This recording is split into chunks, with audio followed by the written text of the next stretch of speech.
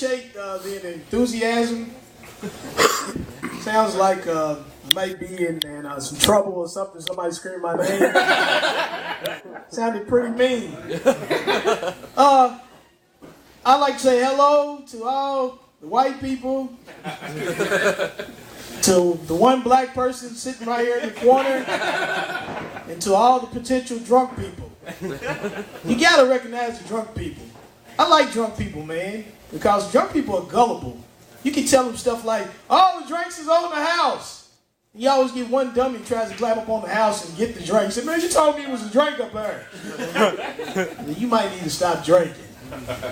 Yeah, when I first started doing this comedy thing, years ago, I would get so nervous thinking of that, and I think I need some alcohol now because I'm getting kind of nervous. But when I first started doing it, I would always have these older comedians who would come up to me and they would say, just take your little sip, man. This will loosen you up. Be talking to me like they got cocaine or something in there.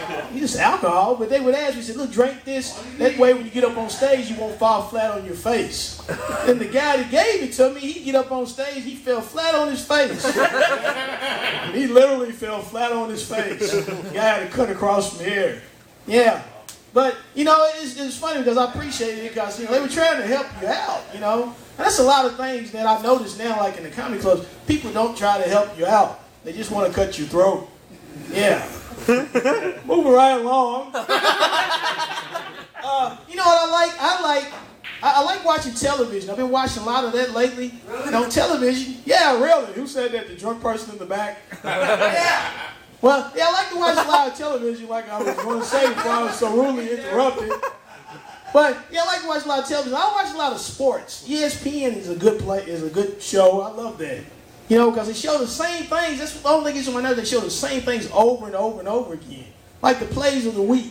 I like basketball, but they'll show one move like 50,000 times from different angles. They'll show the left-hand side angle of the dunk, the right angle of the dunk, the under the buttocks angle of the dunk. I don't need to see that. It's too much. And when they show so many different angles, it's like, after a while, I'm not even looking at the actual play. I'm watching the people out in the audience. I'm like, look at that guy. He's eating popcorn. That lady's got alcohol in her hand. And that child's picking his nose. Yeah. And, the thing I hate about is like, and ESPN, they have a lot of sports that's not really actually a sport. It's like, come on, man. Like hunting. Hunting's not a sport.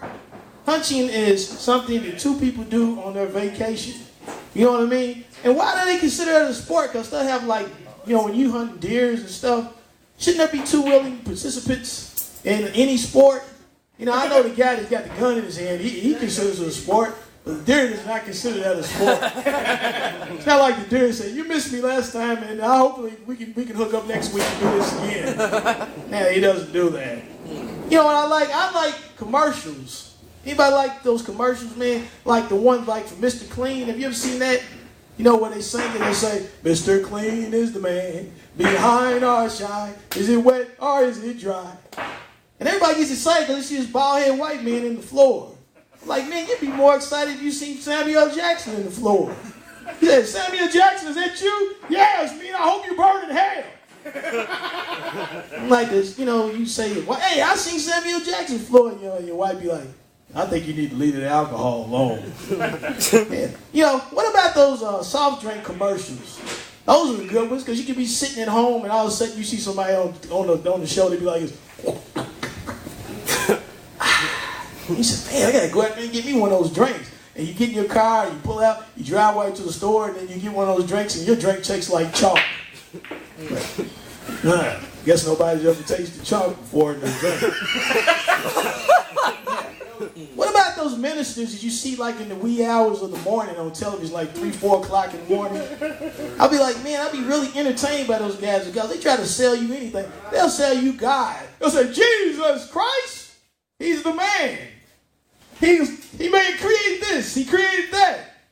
I've seen him. And you can see him too for $59.95. And I be laughing at that stuff until God flutters my heart. And I said, I turned the channel, Father. Yeah, see, you don't make jokes about God. You don't. See how serious you got in this room? Everybody must believe in God. Got real serious, didn't it? What about in church? Does anybody go to church here? Nope. Everybody's going to hell except for 2 people. Yeah. You know what gets me about going to church is like, and he's laughing, you know, but and he's laughing too. But what gets me back going to church is they have so many different offerings, man. You know what I mean? They have so many offerings, you just lose count. They'll be like, they have the benevolent offering, the tithes and offering, the building fund offering, whatever you have left in your pocket offering. You take everything out of your pocket, and then when you walk out the door, they have a guy there as a bouncer, and he takes the rest out of your pocket. Well, I think we're going to end this because I didn't get as many laughs as I thought I would. And it's okay, because, you know, for all the people who didn't laugh, I love you, and the ones who didn't, I hope your car stops on you on the way home. That's pretty evil, wasn't it? Have a good night.